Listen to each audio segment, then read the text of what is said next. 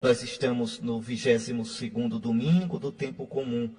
E as leituras da missa de hoje, nós vamos agora partilhá-las, meditá-las, como fazemos todos os domingos. Esse momento de graça de Deus, momento de nos alimentarmos da palavra de Deus, que é luz para os nossos passos, lâmpada no nosso caminho. Vamos escutar a primeira leitura. Graças a Deus. Vejam, meus irmãos, tão bonito essa leitura do livro do Eclesiástico. Primeiramente, recorde, o livro do Eclesiástico é palavra de Deus, é livro inspirado por Deus. Nossos irmãos protestantes, infelizmente, de modo arbitrário, retiraram 7 livros do Antigo Testamento. A Bíblia deles é incompleta. Na verdade, Lutero tirou mais, viu? Depois voltou atrás. Lutero tirou a carta de Santiago, Lutero tirou a carta aos Hebreus, Lutero tirou algumas das epístolas de São João e depois voltou atrás e recolocou novamente. Infelizmente, o que ele tirou do Antigo Testamento não voltou mais. Tirou o Eclesiástico, tirou o livro de Tobias, tirou o livro da Sabedoria, tirou o 1º e 2º Macabeus, tirou o livro de Judite, saiu tirando, de modo, repito, arbitrário. Eu fico assim admirado quando a gente lê os antigos escritores cristãos, os padres da igreja, eles citam esses livros. Então ninguém tem o direito de tirar. Não é? Ninguém tem o direito de acrescentar ou de tirar nada da palavra de Deus. De modo que nossos irmãos protestantes têm a Bíblia incompleta. Só a igreja pode dizer quais são os livros inspirados. E a igreja disse desde o começo. São os 72 livros que nós conhecemos da Bíblia Católica, que é a Bíblia desde o início. Pois bem, então, o livro do Eclesiástico, que é um livro que dá conselhos tão bonitos, conselhos tão profundos. Então, escutem, eu vou meditar com vocês alguns desses versículos que nós acabamos de escutar. Filho, realiza teus trabalhos com mansidão, e serás amado mais do que um homem generoso. Então, aqui para o Eclesiástico, não é? Para Ben Sirac, quer dizer, o filho de Sirac, é o autor do Eclesiástico. O nome dele era Jesus Ben Sirac. Jesus, filho de Sirac. Então, a gente chama o Eclesiástico de Ben Sirac ou de Sirácida, porque é o livro escrito por Sirac. Veja, ele diz, então, que a mansidão vale mais do que a generosidade. E é verdade. O homem manso é senhor de si mesmo. É interessante, uma das últimas paixões nossas, um dos últimos combates que a gente tem que travar no coração da gente é contra a ira. É contra a tendência, porque o que é a ira? A ira é a tendência que eu tenho de me afirmar, de me impor. Vem aquela força de dentro, como um tsunami, como um vulcão, e eu quero me impor. É isso que gera a ira. São Doroteu de Gaza, um monge, dizia, você vê, olha um monge bem rezador, um monge bem piedoso, ali quietinho, santo. Você quer ver se essa santidade tem valor mesmo? Se é verdadeira ou se é uma moeda furada, uma moeda vagabunda? Você faça assim. Quando ele estiver quieto, você vai lá e cutuque nele. Diga uma palavra pesada com ele. Diga uma ofensa. Se ele suportar, a santidade dele é real. Mas se ele mostrar na hora as garras, então você vai ver que lá dentro ele não combateu ainda a ira. Ele ainda quer se afirmar. Ele ainda quer fazer prevalecer de qualquer jeito a sua vontade. Então a ira é sempre isso. Ela nasce de uma autoafirmação desarrumada, exagerada, irracional, de uma vontade de poder. Jesus vai dizer qual é o contrário da ira, é a mansidão. Bem-aventurados os mansos, porque possuirão a terra. Está lá no capítulo 5 de São Mateus.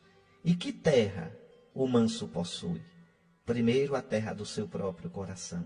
Bem-aventurados os mansos, porque se dominam, porque sabe a hora de esperar, sabe a hora de agir. A mansidão é a mãe da prudência. O manso, ele sabe a hora de agir e a hora de esperar.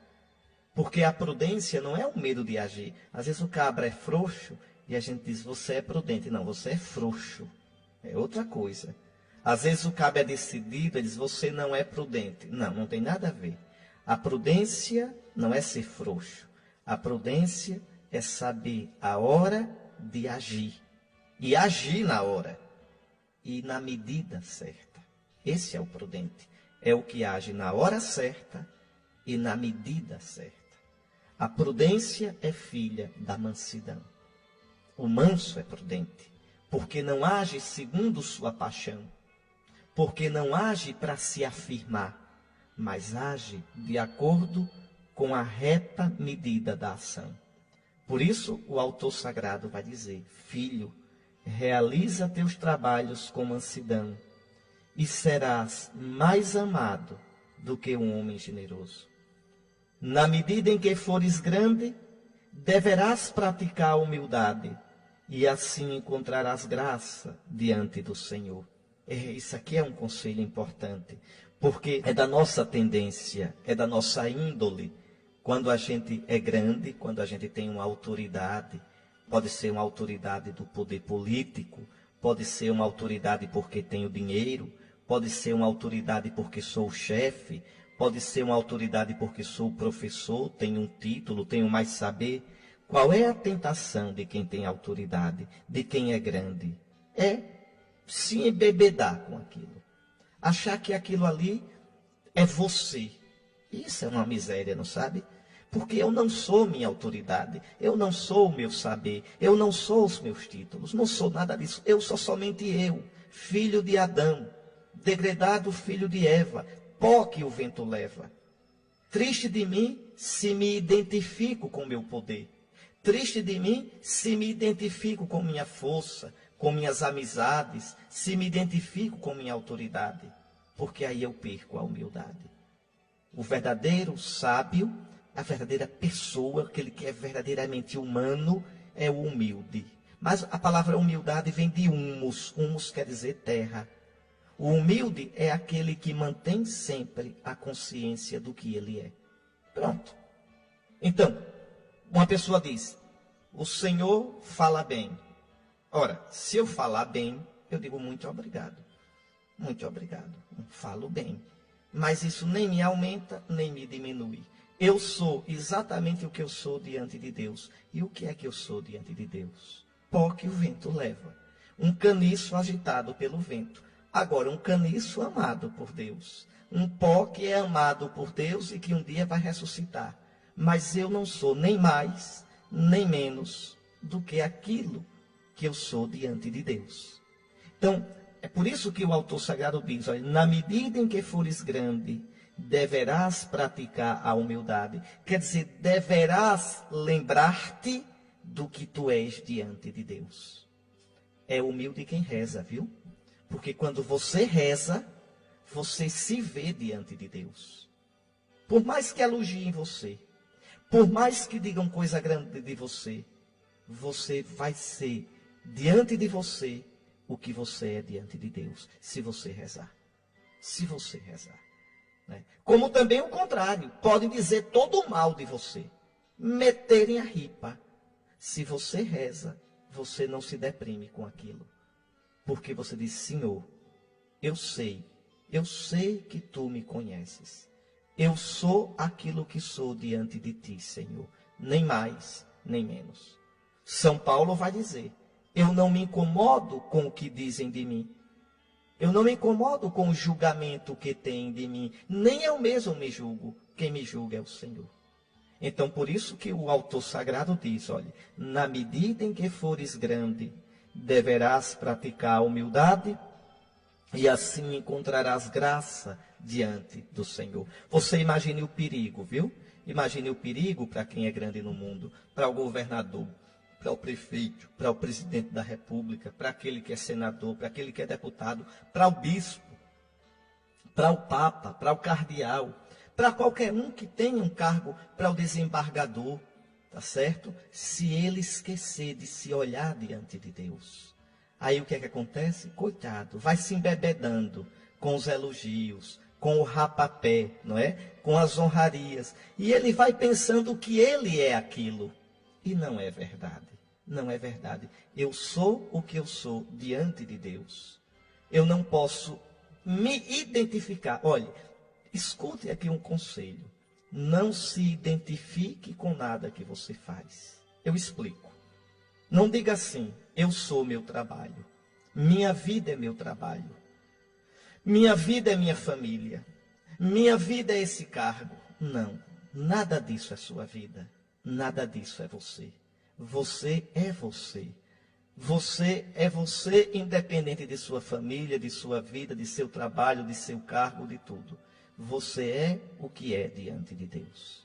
É frágil, é pequeno, é dependente, mas também é amado, infinitamente amado. E meu caro irmão, minha cara irmã, é na oração que a gente descobre isso. Ah, se a gente rezar de verdade, a gente vai evitar gastar tanto dinheiro com terapia. Tanto, tanto. A oração é a melhor terapia que existe. A oração me mostra quem eu sou, porque eu me vejo na luz de Deus. Como diz o Salmo, na tua luz contemplamos a luz. Eu me vejo na minha justa medida. Então, na medida em que fores grande, você pode ser grande porque é pai de família. Diante dos seus filhos você é grande. Você pode querer ser grande diante do seu empregado doméstico. Porque você tem 2 empregados na sua loja, você é grande. Na medida em que fores grande, deverás praticar a humildade. E assim encontrarás graça diante do Senhor. Sim, por que encontrarás graça? Porque viverás na verdade. E a verdade é aquele modo como o Senhor te vê. Nem mais, nem menos. Você um dia, diante de Deus, na hora que você morrer, você não vai com seus títulos. Você não vai com o rapapé que fazem aqui na terra. Aliás, às vezes eu tenho sabido de uma coisa triste, às vezes nas missas pelos mortos, aqui está se criando uma mania triste que tem que se acabar. A mania de prestar homenagens aos mortos nas missas. Missa não é de homenagem ao morto. A missa é em sufrágio. A missa é para rezar pelo morto, para que o Senhor lhe dê o perdão dos pecados, para que o Senhor o introduza na vida eterna. É para isso a missa. Então essa coisa de entrar com banner, com o retrato do morto, e colocar lá junto do altar, de modo algum. De modo algum. Isso não pode acontecer na nossa arquidiocese. A missa não é de homenagem ao morto, nem é culto a morto. A missa é o sacrifício de Cristo, oferecido pela igreja, pelos vivos e pelos mortos. É isto a Santa Missa, nem mais, nem menos. Se quer colocar uma fotografia do morto lá na entrada da igreja, ao lado do livro de condolências, tudo bem.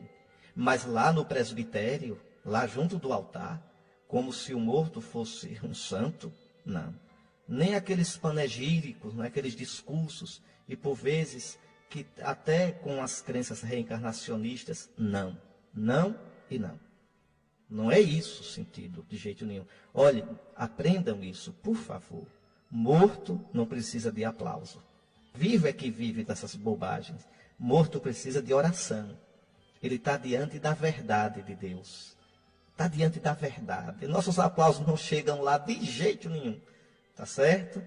Nossos aplausos servem para aqui para baixo, para os nossos rapapé. Mas diante de Deus, não. Só a verdade, a oração. Eu me lembro, viu, quando eu era padre novo, morando na Itália, na arquidiocese de Milão, numa cidade chamada Ódzero.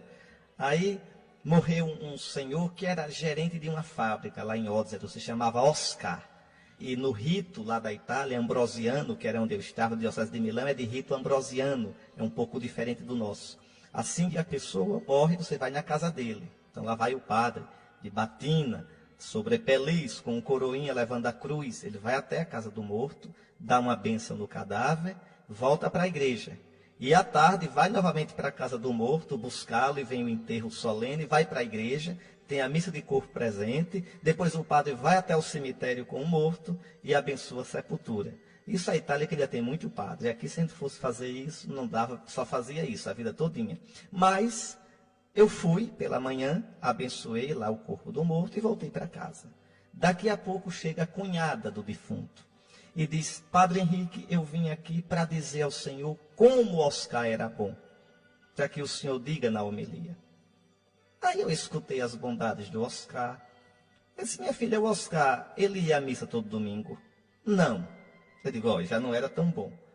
Olha, minha filha, eu fico feliz que você, que é cunhada, que a sua irmã, vejam o Oscar de modo bom. Isso é muito bom, eu fico muito feliz. Agora, na homilia, eu não vou dizer como o Oscar é bom. Eu vou dizer como Jesus é bom. Jesus é tão bom que é a vida. Jesus é tão bom que derramou o sangue pelo Oscar. E Jesus é tão bom que pela sua cruz e ressurreição vai ressuscitar o Oscar. É isso que eu vou dizer. Que o Oscar viverá. Que o Oscar, pelo sacrifício de Cristo e com a nossa oração em Cristo, poderá chegar à vida eterna. E assim vou encher o coração de vocês de esperança. Não a esperança no Oscar, mas a esperança em Cristo, que salva o Oscar. E assim eu fiz.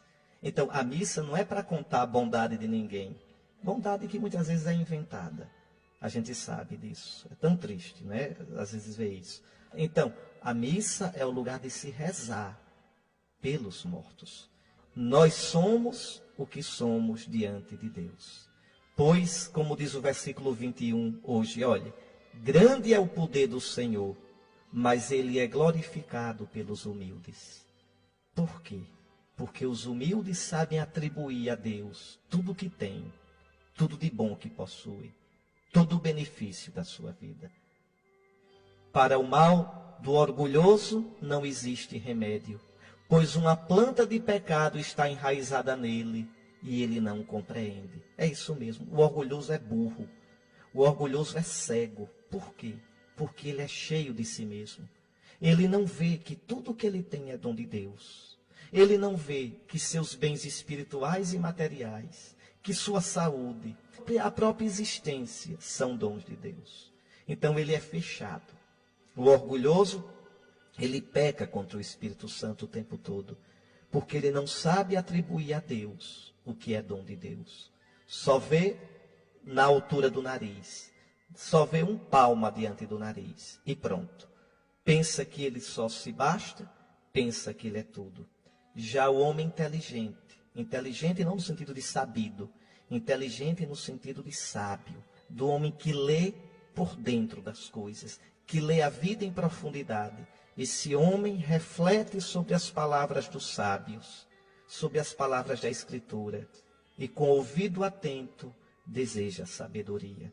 Mas qual é a sabedoria verdadeira? A Escritura diz o tempo todo: a fonte da sabedoria é o temor de Deus. A fonte da sabedoria é amar o Senhor. O homem é sábio de verdade quando ele vive diante do Senhor. Olhe, um conselho, viu, para você ser feliz. Nunca se meça por ninguém amo. Nunca se compare com ninguém amo. Sabe por quê? Se você se comparar com os outros, você ou vai se orgulhar quando vir um pior do que você, ou vai se deprimir quando vir um melhor. Sabe por quem é que você deve se medir? Por Deus, que é a verdade. Aí você vai ver que é pequeno, que é pó, que é nada, mas que é amado. Que é amado.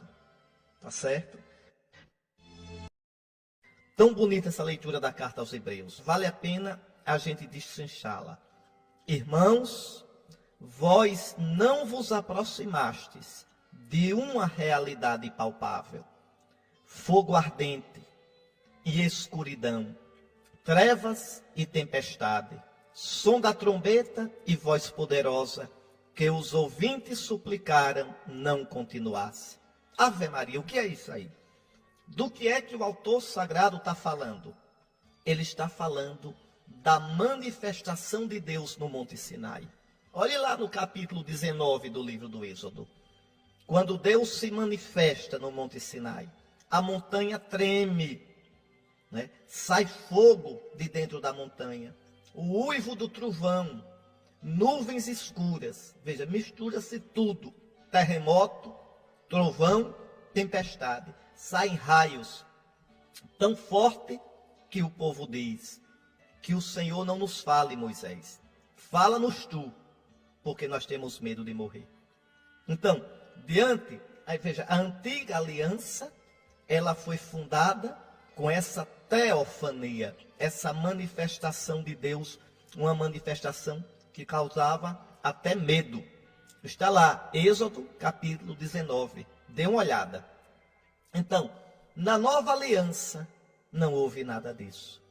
Houve a cruz de Jesus, a morte de Jesus, a sua ressurreição na madrugada do primeiro dia da semana. Houve Pentecostes, tremeu o lugar onde eles estavam. Veio como que línguas de fogo, recordando um pouco o Sinai. Mas em comparação do Sinai, tudo tão diferente, tão simples.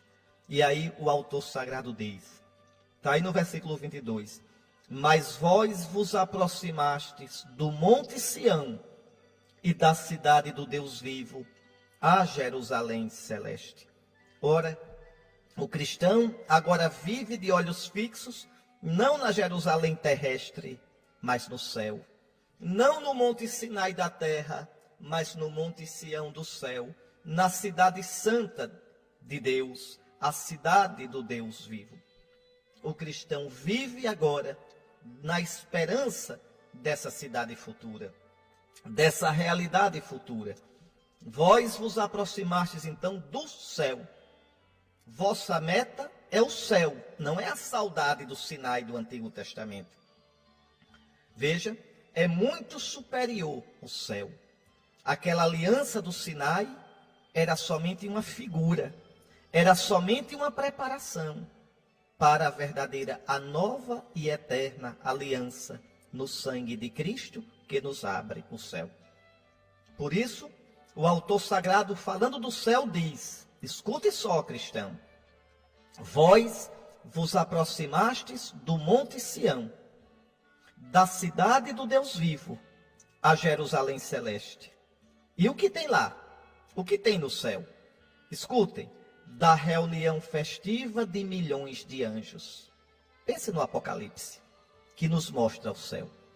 Milhões e milhões, miríades e miríades de seres que nós não podemos imaginar, que nós não conhecemos, que estão na glória de Deus, tá certo? E da assembleia dos primogênitos, cujos nomes estão escritos nos céus. Então veja, o céu não está vazio não é? Nossos irmãos protestantes dizem que os mortos estão dormindo, que no céu só está Jesus. Parece que esqueceram o Apocalipse. E parece que esqueceram a carta aos Hebreus. E parece que esqueceram Mateus, que diz que quando Jesus ressuscitou, levou os mortos com eles. E o fizeram entrar na Jerusalém, que não era Jerusalém da Terra Santa, é Jerusalém Celeste. E que foram vistos por muitos. Não quer dizer que os mortos entraram andando em Jerusalém, colocando o corpo para correr. Não. Entraram na Jerusalém Celeste. E quem viu? Quem crê em Jesus? Quem sabe que os mortos ressuscitam? Então, o céu não está vazio. Assim que a gente morre, a gente entra na glória de Deus. Aliás, São Paulo vai dizer isso na segunda carta aos Coríntios, no capítulo 5. E vai dizer mais, que a gente vai sem o corpo. E só no fim dos tempos nós vamos nos revestir do nosso corpo. Está lá, leia. 2 Coríntios, capítulo 5. Pode ler. Vá, se divirta hoje à tarde lendo a palavra de Deus. Deixa o futebol hoje e vá ler para você ver. Então escute só. Olha, quem são esses primogênitos, né? Vós vos aproximastes da assembleia dos primogênitos, cujos nomes estão escritos nos céus. Essa história de primogênito é velha. Você pode ver em Números, capítulo 3, versículos 12 e 13. Deus diz que os levitas servem a ele no culto no lugar dos primogênitos de Israel. No lugar dos primogênitos. Agora, não precisa mais de levita. Nós todos serviremos a Deus diretamente no céu. E Jesus diz aos apóstolos, vossos nomes estão escritos no céu. A gente pode pensar, quem são os primogênitos dos cristãos?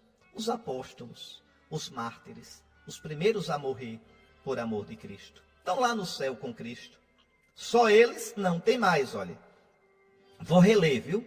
Vós vos aproximastes da reunião festiva de milhões de anjos. Então está lá, louvando a Jesus com o Pai e o Espírito Santo, milhões de anjos.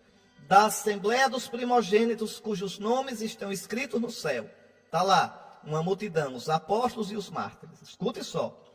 De Deus, o juiz de todos, dos espíritos dos justos que chegaram à perfeição. Quem são os justos que chegaram à perfeição? E os espíritos deles já estão no céu? Os santos. Francisco Clara, Lourenço, Crisógono, Inácio, Santa Teresa, Santo Antônio, São Domingos, Teresa de Calcutá, José de Anchieta, Madre Paulina, Frei Galvão. Veja, e quem sabe seu bisavô, quem sabe sua mãe, seu pai, só Deus sabe o número. O Apocalipse diz que é uma multidão que ninguém podia contar, que segue o Cordeiro. Veja, está vendo que o céu não está vazio? Está vendo que os mortos não estão dormindo? Está vendo que isso não existe na Sagrada Escritura? E por que a Sagrada Escritura às vezes diz que os mortos estão dormindo, os que adormeceram no Cristo? Mas a missa também diz. Quando o padre reza a oração eucarística, ele diz, e todos os que adormeceram no Cristo. É uma linguagem figurada, adormeceram porque seus corpos caíram no sono da morte. E vão ressuscitar no último dia, os corpos. Na nossa alma a gente ressuscita logo, imediatamente. Imediatamente. A palavra de Deus é tão clara. O danado, às vezes, é que a gente tem a mania de ler só umas passagens e não lê a palavra de Deus completa. Aí fica lendo pela metade. Aí fica com o entendimento obscurecido. Por exemplo, São Paulo, esse texto que eu disse, na segunda carta aos Coríntios, capítulo 5. Sabemos com efeito que ao se desfazer a tenda que habitamos neste mundo, qual é a tenda que habitamos neste mundo? O nosso corpo. Quando é que ela se desfaz? Na hora da morte. Então sabemos com efeito que ao se desfazer a tenda que habitamos neste mundo, recebemos uma casa preparada por Deus e não por mãos humanas, uma habitação eterna no céu. A gente vai receber um corpo ressuscitado. É um corpo diferente do meu? É e não é. É o meu corpo mais transfigurado. É o meu corpo mais glorificado. Na primeira carta aos Coríntios, no capítulo 15, São Paulo vai dizer que a gente semeia esse corpo na humilhação e ele ressuscita na glória. É semeado um corpo mortal, ressuscita um corpo imortal, mas é o meu corpo. E como vai ser? Isso eu não sei. Isso pertence ao poder de Deus. E São Paulo diz mais, olha, está lá, 2 Coríntios 5. Eu li o versículo 1, olha o versículo 2. E por isso suspiramos e anelamos ser sobrevestidos da nossa habitação celeste, contanto que sejamos achados vestidos e não despidos. Quer dizer, o que a gente queria era ir logo para o céu, o nosso corpo ser transfigurado, logo com a nossa alma, de modo que a gente não ficasse sem o corpo. Pois enquanto permanecemos nesta tenda, gememos oprimidos, desejamos ser não despojados do nosso corpo, mas revestidos de uma veste nova por cima da outra, de modo que o que há de mortal em nós seja absorvido pela vida. Então o que a gente queria era isso. O que a gente queria era como Nossa Senhora, que o nosso corpo fosse logo glorificado. Mas não vai ser assim, tá certo? Aquele que nos formou para este destino é Deus mesmo, que nos deu por penhor o seu Espírito. Perfeito. É o Espírito Santo, o mesmo que o Pai derramou sobre Jesus para ressuscitá-lo. É este Espírito Santo que logo após a morte vai glorificar a minha alma e no fim dos tempos vai glorificar o meu corpo. Por isso, diz São Paulo ainda aqui no versículo 6, segundo aos Coríntios 5, versículo 6, estamos sempre cheios de confiança. Sabemos que todo o tempo que passamos no corpo é um exílio longe do Senhor. Andamos na fé e não na visão. Estamos, repito, cheios de confiança, preferindo ausentar-nos deste corpo para ir habitar junto do Senhor. Está vendo? Se a gente pensasse que ia ficar dormindo depois da morte, não queria ausentar-se deste corpo. Não, mas o cristão sabe que quando ele se ausentar deste corpo, vai habitar junto do Senhor. E aí São Paulo diz, é também por isso que vivos ou mortos, nos esforçamos por agradar-lhe, porque teremos de comparecer diante do tribunal de Cristo. Ali cada um receberá o que mereceu, conforme o bem ou mal que tiver feito, enquanto estava no corpo. Está aí. Então, esses espíritos dos justos, de que fala a segunda leitura de hoje, são os santos conhecidos ou santos desconhecidos, que já estão com Cristo, já fazem parte da Jerusalém Celeste, na espera da ressurreição final. Espíritos dos justos que chegaram à perfeição. E, finalmente, de Jesus, o mediador da nova aliança. Como é bonito, como é bonito. Então, é essa a nossa esperança. Nós somos cidadãos do céu. Há 2 domingos atrás, na segunda leitura, a gente escutou a carta aos Hebreus que dizia que nossos pais viveram como peregrinos nesta terra, esperando a cidade que Deus lhes tinha construído no céu. Essa cidade é a igreja do céu, é o corpo glorioso de Cristo. A Jerusalém Celeste é para lá que nós esperamos ir. Por isso devemos viver uma vida de santidade enquanto estamos no corpo. Porque um dia, quando chegarmos lá, seremos julgados pelo que tivermos feito nesta vida. A única vida que temos para viver. Não existe outra vida. É determinado por Deus que a gente viva uma só vez e depois seja julgado. Ninguém se iluda pensando que existe reencarnação e que tem uma segunda chance. Tem não. É esta vida aqui e a gente cuide de viver bem. Que a gente cuide de viver na santidade. Que a gente cuide de viver com sabedoria. Tá certo? Isso é que é essencial. Meus irmãos, está aí um evangelho interessante. Me diga, pelo amor de Deus, Jesus hoje resolveu dar para a gente aula de boas maneiras, foi? Olha o que ele está dizendo, né? Veja, Jesus foi comer na casa de um dos chefes dos fariseus. E eles o observavam. É interessante. Veja, os fariseus olhavam Jesus. E Jesus observava os fariseus. Então, olha, é danado, né? Um desconfiado do outro. E Jesus notou como os convidados escolhiam os primeiros lugares. E aí Jesus vai dar uns conselhos. Diz o Evangelho, contou-lhes uma parábola. Quando tu fores convidado para uma festa de casamento, não ocupes o primeiro lugar. Você escutou, né? Que é para um não chegar, botar você para baixo, se chegou alguém mais importante, desça para o outro subir. Ou quando tu deres um almoço ou um jantar, não convides teus amigos, nem irmãos, nem parentes, nem vizinhos ricos, porque eles depois vão poder pagar a você. Quando deres uma festa, convida os pobres, aleijados, coxos, cegos. Tu serás feliz, porque eles não terão com que pagar. Esse evangelho é meio difícil. Primeiro me diga, Jesus hoje resolveu dar aula de boas maneiras? Não, não é nada disso. Não é nada disso. Que casamento é esse que Jesus está falando? Hein? Quando deres uma festa de casamento, esse casamento é a nova aliança. É como as bodas de Caná da Galileia. Jesus é o esposo. A igreja é a esposa. Por isso Jesus fala tanto em festa de casamento, conta tanto a parábola de casamento, de noiva esperando a noiva. Por isso o Apocalipse vai dizer, falando da ressurreição, eis que chegaram as núpcias do Cordeiro, o casamento do Cordeiro, sua esposa, que a igreja se enfeitou, se vestiu de linho puro. O que Nosso Senhor está dizendo é isso, no reino de Deus, ninguém pode querer o primeiro lugar. Quem é que vai ter o primeiro lugar no banquete de casamento do Cordeiro?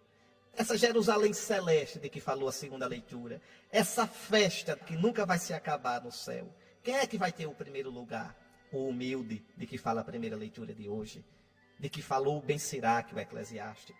O humilde, o manso.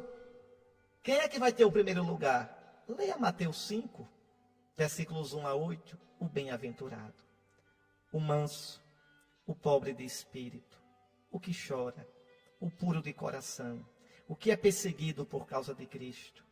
Esse vai ter o reino de Deus, vai ter o primeiro lugar no reino. Então o que Jesus quer dizer é isso, é que no banquete do reino não acontecerá a lógica dos banquetes da terra. a lógica dos fariseus de ontem e de hoje. Não. O Senhor vai lavar os pés daqueles que serviram. Como Jesus diz mesmo no Evangelho, passando diante deles, lavará os pés e os servirá. Por isso nosso Senhor vai dizer, quem se eleva será humilhado, e quem se humilha será elevado. Quando? Já aqui na terra? Não, nada. É no céu. É no banquete do céu. É o que Nossa Senhora vai cantar na casa de Isabel. O Magnificat, lá no Evangelho de São Lucas. Logo no iniciozinho de São Lucas, como é que Nossa Senhora vai dizer? Como é que Nossa Senhora vai cantar? Olhe lá em Lucas 1, versículo 46. A minha alma glorifica o Senhor. Meu espírito exulta em Deus, meu Salvador, porque olhou para a sua pobre serva. Por isso, desde agora me proclamarão bem-aventurada todas as gerações. Ele manifestou o poder de seu braço, desconcertou os corações dos soberbos, derrubou do trono os poderosos, exaltou os humildes, saciou de bens os famintos, despediu de mãos vazias os ricos. Ou seja, a lógica do reino dos céus, a lógica de Deus é diferente da nossa. Essa lógica aparece na cruz. O homem de dores agora é Senhor. O que foi derrotado na morte agora é o vivo para sempre. O que foi engolido pelas trevas agora tem nas mãos as chaves da morte e do inferno. Veja, Deus no seu reino, e esse reino que nos abre é Cristo pela sua morte e ressurreição, com a sua aliança na qual ele dispôs a sua igreja, na festa do banquete eterno de Cristo, na festa do casamento eterno de Cristo. O primeiro é o que serve. O primeiro é o humilde diante de Deus, como disse Ben Sirac na primeira leitura. Muito bem. Depois Jesus conta outra parábola. Quando tu deres um almoço ou um jantar, essa é danada, né? Você está aí na mesa. Olha ao redor da sua mesa, olha ao redor aí. Vamos ver, olha o que é que Jesus diz. Não convides teus amigos, nem teus irmãos, nem teus parentes, nem teus vizinhos ricos, pois estes poderiam também convidar-te, e isso já seria a tua recompensa. Pelo contrário, quando deres uma festa, olha a roda da tua mesa, vamos ver quem está lá. Convida os pobres, os aleijados, os coxos, os cegos, então tu serás feliz. Meu irmão, é complicado isso, né? Porque a gente não convida para a nossa mesa esse pessoal. A gente ajuda, mas não convida. O que é que Jesus está querendo dizer? Jesus está falando numa linguagem figurada, minha gente. Porque, me diga uma coisa, que almoço, que jantar é esse? É o jantar da tua vida. Jesus quer dizer isso, na tua vida. Na tua vida. Com os dons que Deus te deu. Não procures simplesmente usar a tua vida para ti, para aqueles que vão te recompensar, como as alianças políticas. Não. Na festa da tua vida, convida para participar da tua alegria. Quem está sofrido? Quem é pobre? Quem está ferido? Saiba dar uma palavra a quem está sofrido. Saiba dar uma ajuda a quem está necessitado. É isso que Jesus quer dizer. Esse jantar aqui, não é preciso tomar o pé da letra, não. Esse jantar é o banquete da vida. Não faça como aquele rico epulão que nem olhava Lázaro na porta dele. Não faça como aquele outro louco que teve uma colheita boa e disse, o que é que eu vou fazer? Vou derrubar meu celeiro e construir outros maiores e dizer, meu caro, pode deitar na rede que agora tu tens aí a vida garantida para sempre. Nem pensou em Deus, nem pensou nos outros. É isso que nosso Senhor quer dizer. Na festa da tua vida, não vivas só para ti. Partilha a tua alegria com os outros. Partilha do que Deus te deu. Reconhece que foi dom de Deus. Não sejas orgulhoso. Como disse a Escritura na primeira leitura, que o homem soberbo, o homem orgulhoso, a ele não existe remédio. Veja, uma planta de mal está plantada no coração dele. Não seja orgulhoso. Você é inteligente? Foi Deus que deu a inteligência. O fruto da sua inteligência, reparta com o outro. Ajude a um outro que é menos inteligente. Você tem bens, ajuda um coitado que tem menos. É triste, triste. R$50 pode não ser nada para você. É tanto, tanto para quem não tem nada. Seja misericordioso. Meu irmão, minha irmã, uma das experiências mais bonitas da vida é a gente fazer o outro feliz. É você ter alguma coisa, mesmo tendo pouco, você tem alguma coisa. E você pode ajudar quem não tem nada. Que coisa bonita. Olhe, para mim, uma das coisas que mais me deixam feliz nessa vida é quando às vezes eu faço bem a um pobre e ele olha para mim e diz: Deus abençoe o Senhor. Olhe, feliz aquele que é abençoado por um pobre. Eu recordo recentemente, eu ajudei a uma pessoa, uma bobagem, mas eu achei lindo o que ele disse. A senhora olhou para mim e disse: Deus abençoe o Senhor, que na sua mesa nunca falte o que comer. Veja, quando um pobre abençoa você, pode ter certeza, Deus confirma essa bênção. Isso pode ser o pobre de dinheiro, isso pode ser o pobre de afeto, isso pode ser o pobre de saúde. Não há coisa mais bonita do que um pobre que não esperava de você, a quem você não tinha, humanamente falando, obrigação de ajudar. Mas diante de Deus tem obrigação, sabe? Porque somos todos pobres diante de Deus. Somos da mesma carne, somos do mesmo sangue. Como você pode ver o irmão precisando de afeto, da sua ajuda, do seu carinho, de um apoio, de um incentivo, de justiça, e você usar o que você tem para esnobar? Que coisa triste fazer os outros esperarem, você podendo ajudar logo. Que coisa triste você fazer o outro se sentir pequeno, quando você podia elevá-lo. É isso que Jesus quer dizer. No banquete da tua vida, não chame só os teus amigos, chama também os pobres, os famintos, os coxos. Tem tanta gente coxa de tanto jeito, os cegos, e eles não terão com que te pagar, mas tem, sabe o que? A bênção de Deus. Eles dirão: Deus te pague, Deus te recompense. Eu não tenho nada, eu tenho Deus do meu lado. Posso não merecer nada, mas sou pobre. E Deus se volta para o pobre. Deus te pague, porque Ele viu o que tu fizeste. E tu fizeste por amor a Ele, por temor dEle. Está vendo como a palavra de Deus é bonita? Está vendo como Jesus é a coisa mais linda que existe. E quando a gente caminha no caminho dEle, a gente caminha na luz, a gente caminha na vida. Eu agora deixo vocês com a bênção e depois a invocação a Nossa Senhora com a Salve Rainha.